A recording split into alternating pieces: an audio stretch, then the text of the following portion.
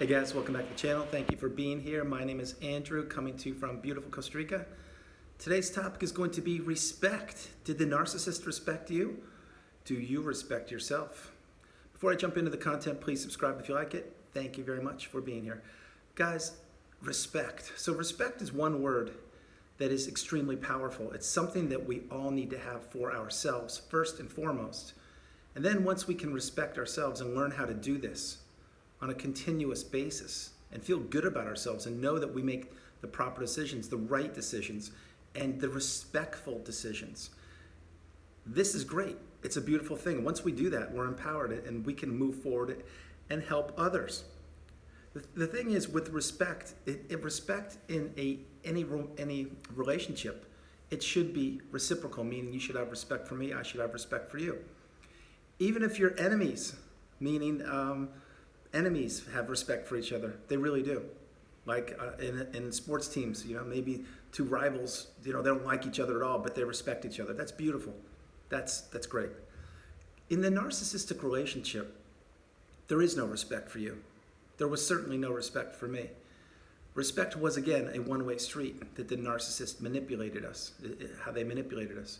What this means is during the relationship, of course, after the love bomb, which I should stop saying, but because the love bomb is a whole different issue. But the thing is, the narcissist had no respect for you. You see, they probably weren't answering your texts. They probably weren't giving you the time of day, and I do mean that literally and figuratively. They most certainly were not keeping their word with, like, let's say they had to pick you up at 4 o'clock, for example. Would they be on time? Probably not. They wouldn't have respect for your decisions, for the way you dressed, for the way you looked, for your actions, for who you kept company with, for your job probably, for how you spent your money, for how you spent your time. They would have no respect for you on almost every single level. And if you think about it, I'm certain you would agree with me. You see, in my narcissistic relationship, respect was something that not only did I really, really want, because I'm used to having respect and I'm used to giving respect. That's just the way it works. That's the way I was brought up. You treat people properly, they respect you, you respect them, and that's great. And you know what? If certain people don't respect you, you can just move on. You don't have to deal with them. That's fine. But in the narcissistic relationship, there was no respect. There was no respect for decisions that you would have made, wanted to make, or virtually any of your thinking. And if you really listen to my message here, I believe you'll find I'm right. Watch this one. So let's just say it's a purchase. Let's say you're purchasing something, a car, or it doesn't have to be that big. It could be anything. It can be something for the house. New silverware, we'll say. And you bought the silverware. Let's use the silver. You bought the silverware yourself, brought it home. And the narcissist, did they like it? Did they approve of it? Did they agree with it? No. They didn't respect it at all. Why? Because they didn't make the decision. And they would let you know it. Oh, the patterns really aren't the best, but let's go change that and do it. With a car, let's flip the coin. Did the narcissist ever just buy a car on their own and not even talk to you about it? I know that's kind of a big example, but doing things on their own is what I'm trying to get to. They just do things. They have no respect for you. They don't care about your feelings. They don't care about what you think, your insight, or anything. You see, again, remember, you're just a supply for the narcissist. You're not supposed to think. You're just supposed to be. That's your job when you're in the narcissistic relationship. Just be. When I plug you in, you can give me the supply and the energy I need. When I unplug you, just sit in the corner and do whatever you do. I don't want to hear about your opinions. I don't want to have to deal with anything. And I certainly don't respect you. You see, in the narcissistic relationship in mine, I did ask the narcissist frequently, do you not respect me? What's going on here? Like, why don't we just sit down and talk like adults? That was met with a blank stare, a gaze, a zombie-like gaze, like disillusionment. Like, how could I even bring that up, is what they were thinking to me. And I'm like, healthy people have conversations and work together towards the same goal. In other words, a mutual respect for each other. The narcissist doesn't see it that way. They didn't in my relationship, and I'm certain they didn't in yours. You see, the narcissist lives in their own little bubble, and their own little bubble is what they want to do, and they don't care about respecting you or anybody else. Again, let's go back to the wait staff in a restaurant or a hotel. When you check in, did they respect the people there? Probably not. I mean, I'm sure there were times they did, but I would be willing to guess that you saw some abnormal behavior with the wait staff or with the hotel concierge more than once. I know I did. And the lack of respect, it shows an awful lot about a person's character. You see, if you have respect, it doesn't have to be in the narcissistic relationship, it could be anywhere. But if you have respect for yourself first and foremost, which is exactly how I opened this video, then you can move forward and you can understand, you can put yourself in other people's shoes and say, yeah, okay, here's an example. You're walking down the street and maybe there's somebody who isn't dressed that nice. And maybe they just don't have a lot of money. Maybe they just hit really difficult times and life just smashed them. And I empathize with that. But if you treat them properly and respect the fact that they're going through difficult times, I don't know, maybe give them a couple dollars. Maybe say, hey, how are you? You okay? Do you need something? Or maybe just say hello to them. That's beautiful. That's exactly how we should be. Yes, and I do mean that. The narcissist probably wouldn't do that. They would probably make fun of that person or belittle them or maybe just say, yeah, you know what, whatever, that's their problem. You know what? That's not good. That's not respecting humanity. It's not respecting your brother and sister and somebody when they're down on their luck. When you were discarded, if you were discarded, there was no more sign of a lack of respect when that happened. Take yourself back there, and I'm not trying to trigger anybody, but take yourself back there. Did people check in on you? I know the narcissists didn't, and I know the flying monkeys did their best to destroy you also, but and probably extended family members. But did people check in on you and say, hey, how are you? Are you good? Is there anything I can do for you? Are things okay? Did they have the respect to check in? I don't know that answer. Only you know that answer. I know what I went through. But respect is when you can literally put yourself in someone's shoes and say, yeah, I respect that. I get it. I understand. Like that person, the example I gave you a few minutes ago, the person that's down on their luck walking down on the street, maybe didn't have the best clothes. I get it. That's just an example. And it's the same thing with anything, with your job. Watch this one, another one, a sporting event. Like I said, I don't watch sports anymore, but I used to play them and watch them a lot. But, let's say a famous celebrity, a famous athlete, they can do some crazy feat of athleticism.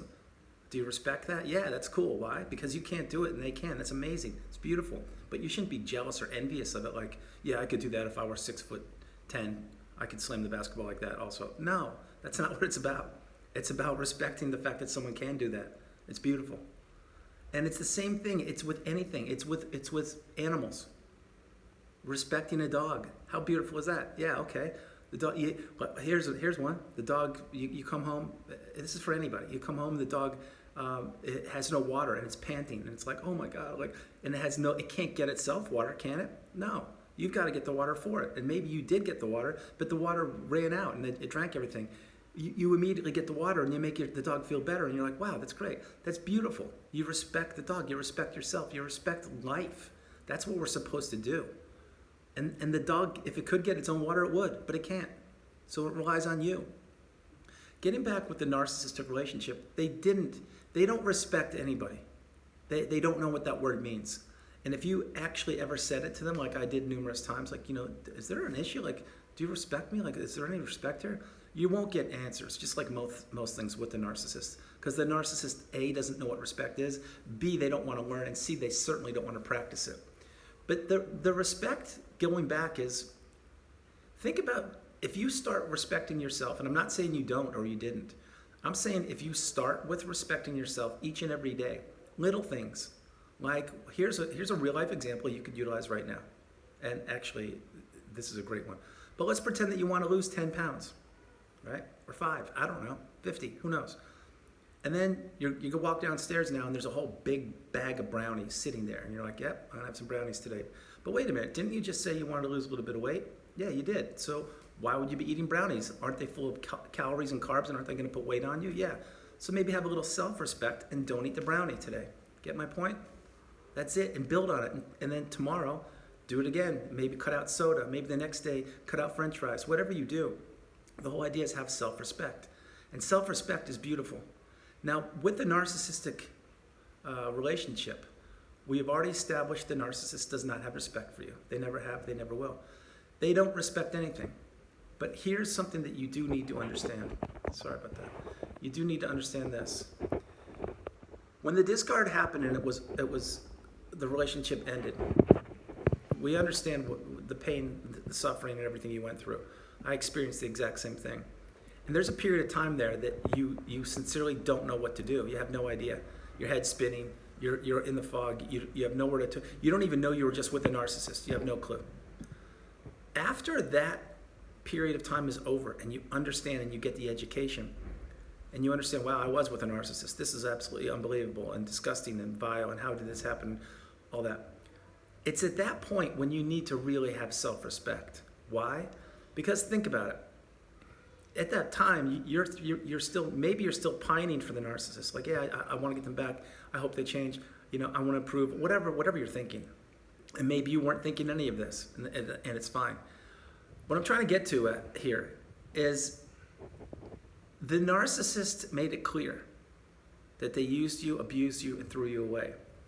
And what you should do, once you're strong enough, is understand that, recognize it, have self-respect, close the book on the narcissist, block them, delete them, mute them, goodbye, and move on. Now, I understand it's easier said than done. I get it. I understand. Everything takes time. But have self-respect. Why would you want to be with someone that doesn't want to be with you, number one? Number two, why would you want to put yourself through another narcissistic relationship?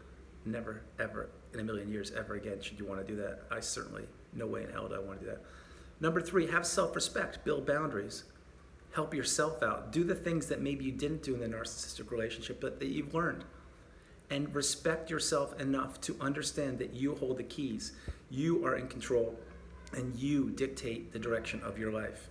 So respect is a huge thing that the narcissist never had. They won't have it.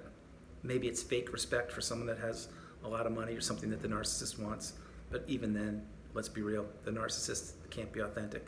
They're certainly not genuine. They're just a parasite. But for you, a beautiful, loving empath, a kind, considerate, beautiful human being, it starts with respect. And if your relationship has ended 11 months ago or yesterday, well, yesterday's a little tough, but 11 months ago or longer, if you're healed or you're healing, you need to use the word respect for yourself. And you need to practice it each and every day for yourself, with yourself, and by yourself. Meaning, respect yourself and others will respect you. They really will. But it begins with you. You can't earn someone's respect ever if you don't respect yourself. So guys, I hope you liked the video. I love doing it. Respect is a really important word, really important term. And if you can utilize this and make the best of if you can respect yourself more each and every day, you're going to find out the doors of the world are going to open wide up to you. So I hope you liked the video. I love doing it. From beautiful Costa Rica, this is Andrew. God bless you. Namaste. And remember, keep moving forward. You are not alone. And respect yourself above all. God bless you. I love you. Bye.